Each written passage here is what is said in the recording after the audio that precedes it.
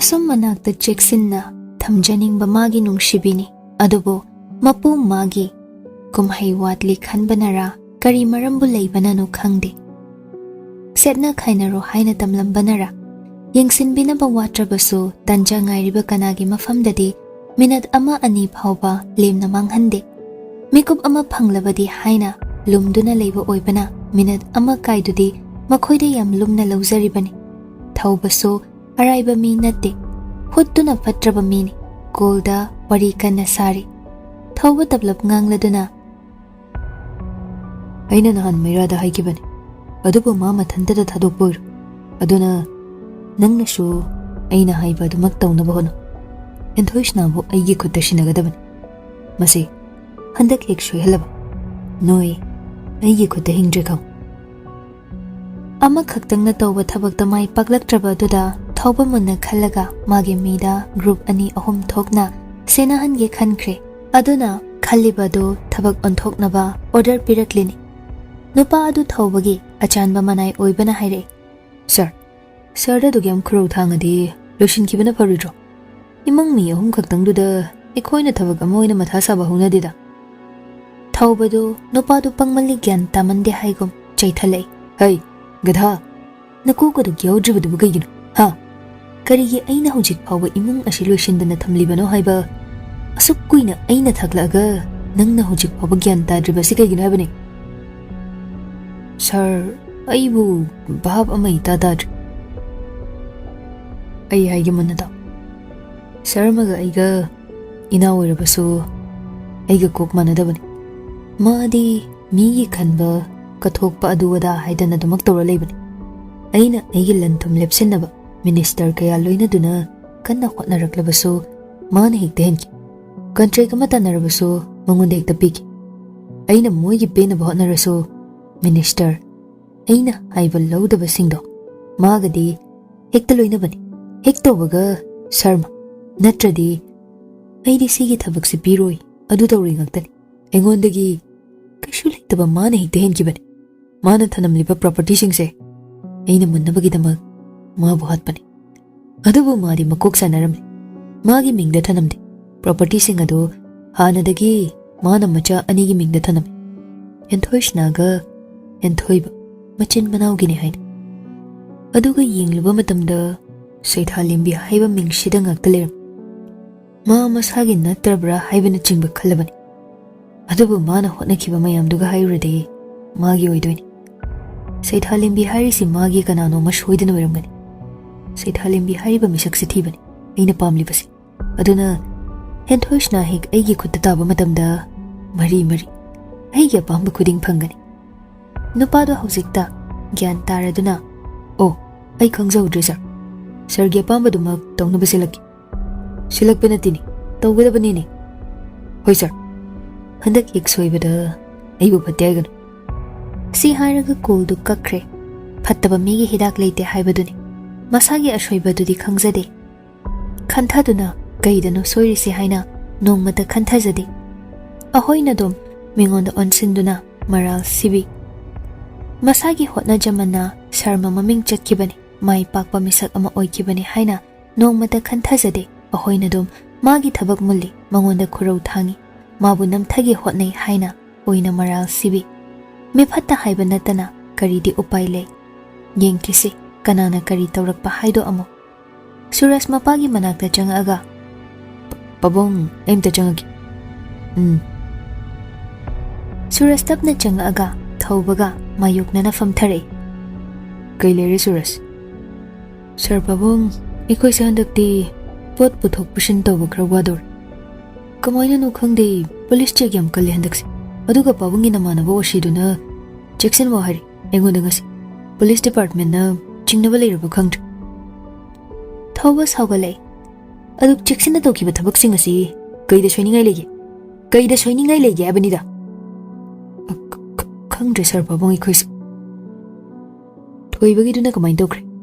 ma hingna hojik phawba thamlisi kaigino suras kaigino nangna handak na thau ningthina tawba ngamdribase sir pabong ikhoisu kanai jabani adubu yar security yam taidoi changba ngamde aduga थोइबना लेरिबदुसु VIP room तराई तराई चंगबोय थोक्ति मणिपुर की ख्वाइदगी ममिंग चटपा अफबा hospital अमनि अदुना इखोइना कुशी तौबा यार अदुदा थबक तौरिबा मियोय अमता इखोइना सिजिनबा यार वेल ट्रेन ngakतनि यारे थोइबगिदु तोंगाना थमख्रसि हौजिक सैथालिमबि हारिसे कनानो याम थुना हेना कुप्थना थिजिलो अदुगा पोटसिंग अमता चिथादा इखोइगी खुदे योहलो होय सर बाबा ऐ होनाजगे थौबा तपना मकोक नोमलगा थोक्रो हाइगोम मंगक्तुना इंगित तौरे सूरजसु खंगबना तुमिन थोकले सूरज थोकलकपा उबदा सिल्की सूरज की मनाक्ता चंगसिलक्तुना दादा कई हाइनरुइनो कईबो इनीगे दा थोइ कानादे नंगसे नथौ निंथिना दो लांफांग खनगन सिल्की हंगलुबा कानाररोइ खंदुना तपना खुमले होय दादा अदुगा नहानगी ओले सोम साबैदा अइना पाइरबनि थबक हौरि अदुमक हौजिकी ओइनादि सोइनिंगाइ मचा अमता लेइते अइना खनबदा अइना सु जेक्सिना सेनरी थबक सुबा मीसिंग अदुम फैदा सूरज मचन की वादु ताबदा नोकमी तौरकले मचन माइपुनना होतनबा ngamले हाइबदा हराउजै मा तपना थौना हापीबा ओइना हाइरक्लमी निंथीजना फजना लुइनो मोइसिंग याम फबनि नंगना फरिंखै मोइना हेना थवा यावना होतनरकनि सेंदोंग खक्की खल्लगा थबक तौरिदबनि थोइ नंगनबुना थौदुदा निंथीना जेक्सिना तौरबा सेल हाइदुदि अदुमक लाक्चरदबनि सूरज तपना मखा तारे अइना बाजा शर्मा की वखलोंदा ngaujakhibase माना मादे पैसागी दमक खल्लगा थबक तौदे हाइबसिनि तौसु तौखिदे माना माना तौरिबा थबकदो निंथीना मवोंग ताना तौबनि अदुगा माना तौरिदुगी ममल अदुनि माना फंखिबदो सेलगी दमक खंदे हाइरगा फ्रीदा पुंगतौ तौथोकपसु नत्ते मागिसु माना फंगफम थोकपा अदुमक फंगबनि अहेनबा मरम चादबा पैसा पामदबनि मादे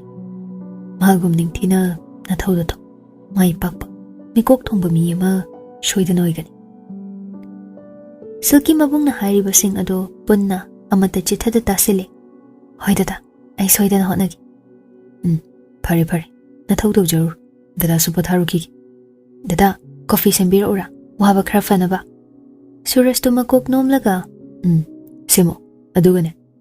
कइनो चानबा मगा यौरो थोइबे दादा से ngasai chak chaba nangdri puklam gumto chakte muk chaningrdi hoy ai semoge dada nangna tawranu dawani nene leidudi mangonda tawhal yani dada ai sembige si hairaga nupido chakhum leiriba duda chensinke सूरज मचन मागी खनबीबा अदुदा मथमोय पेंजे हराउजे कुइरबनी मागी ने हाइना कनाना सु करिसु तौबिदबा मा करम लेले करी चारी करी सेटली नुंगाइरिब्रा कनाना सु खनबीदे मचन मागी दम खनबीबा अदु उबदा नुपासिंग असिदि माइथौ ममन नोकले सिल्की दो चाखुम द चंगलागा कई कइनो थीरे तंजादुदा मेसेज अमा लाक्सिले सिल्की अखोइना लाइना खलुरिसि यमलुरम एंथोइसनाबु थौबना मागी मकुत्ता शिननबा थादोकलिसे आई खक्ता नते ग्रुप अतोपा अनि मसु यौर कमाइन तौदुनु खनबदा ए मथा सार याम हेने यंगसिनदबा यार मिकुप अमखक फंखिबदा इखोइ माइथेगनि थौबगी मकुत्ता हेंथोइसनाबुदि तहनबा सुंग्या यादबनि सिल्की मेसेज अदु उबदा फोन दु मकुत्ना चेतना पाइसेलगा तपना साउना सोले थौबा नंगसे याम हानि नंग खातना इनुंगाइना हिंबंगम सोमदा याइपुबदो ngasidi thaba khar komi haiduna sum phamlaga leirambani mana namdana henthosnasu exam kuitre haina office chathandaba makhai yaiphamoi ani lairik oina pahallaga thami masu ngasaidagi sanglaga leirambani adubo ani duna ngamdana heklo shillaga drama yengba oina changkibaduda tofam khangde kocha chatlaga leiri thabakti leiribani adubo thawinki फिदम्बद सिना थोकलगा एंथोइसनाबु संगलिबनि मचन याइफगिदि माना थोइना वारुदे मरमदि याइफा मसागी ओइना lyric हैजबनि lyric त इनगदब अंगांगनि खंगबना कया हेना सेनाद्रसु याइ अदुबु हेंथोइसनादि अतै थबकत excellent ओइरबसो lyric ति पाउ हैब सुंग्या यादे हैतबगी ngaksu नते lyric पानिंगदबनानि माना academics की ओइबा लाइरिक लाइसुसि थवाइ सुंग्याव यावजदे अतोपदि अदुमक पाइ एग्जाम सोइकिनि पाखचबनि नुपा माना याइपुबा खुदांग थांगतलगा पुंग Young Pung अमगा Khare हेलमले मचिंदा तपना Sole Baro makhade muk pa se hairam ba ni sina tawrisi ama hela phau thoklakti moi drama se kayam bu phajabano nungai bano khangdini yaipu ba phone du lau thoklaga enthosna gi chat ta jangduna message ama thajeli abema pung se ama makai ta dawre ko larik puraga aigi nang talo natradi kya nungai yaipa noyeni yaipa paning de harasu nanglo ma di loira bani bab nang di watli mayam do da chaw sawan gan sana ko na mukin parulo asi tharam laga phone du side table da thanamle aduga masadu sengto ke khanbagi bathroom changke somde henthosna message to over da yaifa da yenghalaga yaifa kamai do doino ai lai yam paning de ba kainom da khallo ba yaifa message to over da kharadi khautak jarabani noina tena naw thabak bu engon hangi kaigino tutu ma haido yeng ai paning drasu yai haido nangi khalaga ne man haise cho pawro jo ai talle heba ibema nangne da chongna themi kan ya hoko natradi ase makko kinum tobani yam phabai wani saura adi kinum tobani ko kuido ge haise ibema hanganu khonga khangani doni nasada tho gang as mana chaibase thamoi da chik pan bani gyan taba malaga tadaba malaga tabani sauba mala saudabani saudaba malaga saurambani aine si matang sidiba nangi na ting pangam dre sana upai leite nang phana bani ma haidu amta koko gya khonang natradi ne aseng beda chaw saura di phargyam ta bani ba as talle wai wai de bit yaude kaino hai bani da mana su yam yelise pakti paktana hekto baga lairik da haini ba yaifa kana gumba amana yengduna lepaman badu de yeng thorak bani yepu ba leplam badu ubada madi mihunga kadai da no khangdre hulido somda nupi dudi tung onthoklaga lepa maram na khangde mana di yaipu ba lei haiba aduna hairei kai hino ba ma mai nupi se thalem biro senagi de haide ai sum senai se mina paning de haide paning de chaga de nga ngadan ma kana oiri ge habani da maning dagi nupa do makhon itap na da jaw oiri ainangi adunani makhol du tabada nupi dudi loire amuk toiba masumi hunga do lawai lempudani hollibado maning do onthokpa kina tuminna mamittu lau thoklaga uchuk yungbagum yungkhre yaifa henthoida tapna chirul tawraga phasaramani ne nachindu petro yangang khudana kamdawi nang ibema ngasi hingre khoiram dawlai loi khoiram horoi bema nupi sisu kibana tapna pakhatpa amaga loinana kamai do doino yaifa upai leite haigom makok tu nagyet haiduna tumina mangak tu illaga chatlo haigom ingit tawrami aduga madi phamung ka khatuna tumkhre henthosna tapna soli o adu mai dawna woira na tawse awa phamda taraga kanbige di khandene mana thokpa ma phamung ka khat adungki mase nang wari nungai ni badobudi yengwaina tawba yaipa banu piduna soli du taraduna yaipana nang kan ngamni khaliraba oiroi ko oiroi henthosna do yararoi khangaduna dajo aido somchindai panghai da haikibani ba nupa sisu nungai ba ma yauna kaiba kedowe ba aina haiba thawina ga lawdabi daga tawrise kedowe ba kaishu tawde aido som haikibani haiba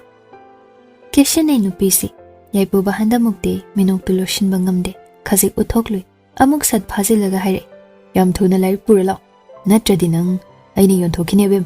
yot kauda khomba chatpa mayang lupa kunda henthosna adumnaga harakpaduda peri tawraga imana luna tawjaba sanada una nan thamjaba ise nangni yonthoktoiba adusu lupa kunda da chonang phatte henthosna so mamana kena lehalakpa oibana adumnaga saurap harakpaduda mabukning nungshiribani yaipuba peri ga tawrakpa adudadi loire thamoido paithokhi dawre nupasi tapna haire pesinabana kanar thuna lawgo larik parula nana leijani henthosna peri larik tu pairaga sauraduna gam thokre yaipuba daga hanna yenglamde yaipuba nupidugi mawongduda nokthore as saugrene asi hairaga masumatung inabire henthosna do nupadugi kagi thonga do safukana hanglaga gam changduna sofa leribadudha git phamthakre aduga lairika do nakanda laktana langlaga kapthore yaipuba adumna kaplakani haidi khalludre as abima ꯗꯥꯆꯧꯅ ꯐꯥꯒꯤ ꯇꯧꯔꯒ ꯀꯩꯒꯤꯅꯣ ꯅꯪ ꯀꯞꯄꯤꯗꯦ? ꯅꯪꯅ ꯑꯩ ꯅꯣꯏꯗ ꯂꯩꯍꯟꯅꯤꯡꯗꯕꯩ ꯇꯥꯜꯂꯤ ꯅꯠꯇ꯭ꯔꯣ? ꯑꯩꯅ ꯌꯥꯝ ꯂꯩꯅꯤꯡꯗꯅ ꯂꯩꯕꯩ ꯇꯥꯏꯞꯇ꯫ ꯍꯩꯃꯥ ꯅꯠꯇꯦꯃꯤ, ꯗꯥꯆꯧꯅ ꯀꯩꯗꯧꯕꯩ ꯑꯕꯦꯝꯃ ꯇꯥꯟꯗꯣꯏꯅꯣ? ꯑꯩꯅ ꯅꯪꯗꯣ ꯂꯥꯏꯔꯤꯛ ꯄꯥꯅꯕ ꯍꯥꯏꯕꯅꯦꯕ, ꯑꯗꯨꯒ ꯅꯪꯅ ꯀꯞꯊꯣꯔꯛꯏꯁꯦ ꯗꯥꯆꯧ ꯁꯣꯏꯕꯅꯦꯕ꯫ ꯁꯦ ꯂꯣꯏꯔꯦ ꯑꯅꯤꯗꯣ, ꯑꯃꯅ ꯀꯞ ꯑꯃꯅ ꯊꯦꯝ ꯇꯧꯔꯒ ꯂꯩꯔꯦ꯫ ꯂꯥꯏꯔꯤꯛ ꯀꯥꯏꯅ ꯁꯔꯕꯅꯥꯁ ꯁꯥꯔꯦ꯫ ꯌꯥꯏꯄꯨꯕ ꯅꯨꯡꯁꯤꯕꯅꯤꯅ ꯀꯞꯇꯅꯕ ꯍꯥꯏꯗꯅ ꯊꯦꯝꯃꯤ꯫ ꯅꯨꯃꯤꯠꯇꯨꯒꯤ ꯅꯨꯡꯗꯥꯡꯅꯤ, ꯌꯥꯏꯄꯨꯕ ꯃꯃꯥꯅ ꯆꯩꯕꯗ ꯂꯣꯏꯔꯦ꯫ ꯅꯪꯅ ꯑꯉꯥꯡꯁꯦ ꯁꯥꯎꯍꯟꯗꯅꯁꯦ ꯆꯥꯛꯀ ꯆꯥꯎ ꯌꯥꯗ꯭ꯔꯦꯅꯦꯁꯦ, ꯍꯥ ꯐꯔꯦꯕ꯫ ꯅꯪꯒꯤ ꯑꯗꯨ ꯍꯣꯠꯅꯕꯤꯔꯤꯕ ꯅꯪꯅ ꯑꯉꯥꯡꯁꯦ ꯂꯩꯍꯟꯅꯤꯡꯗ꯭ꯔꯤꯁꯦ ꯀꯔꯤꯒꯤꯅꯣ, ꯍꯥ? ꯅꯪꯅꯦ ꯑꯉꯥꯡꯁꯦ ꯌꯥꯝ ꯊꯨꯅ ꯊꯦꯝ, ꯍꯌꯦꯡꯒꯤ ꯅꯨꯃꯤꯠꯇꯅꯦ ꯏꯆꯥ ꯁꯅꯥꯅ ꯍꯥꯟꯅꯒꯨꯝ ꯍꯔꯥꯎ ꯍꯔꯥꯎ ꯅꯣꯛꯇ꯭ꯔꯕ? ꯅꯪꯅꯦ, ꯅꯪ ꯌꯨꯝꯗꯒ ꯂꯩꯕꯤꯅꯨ ꯅꯪ꯫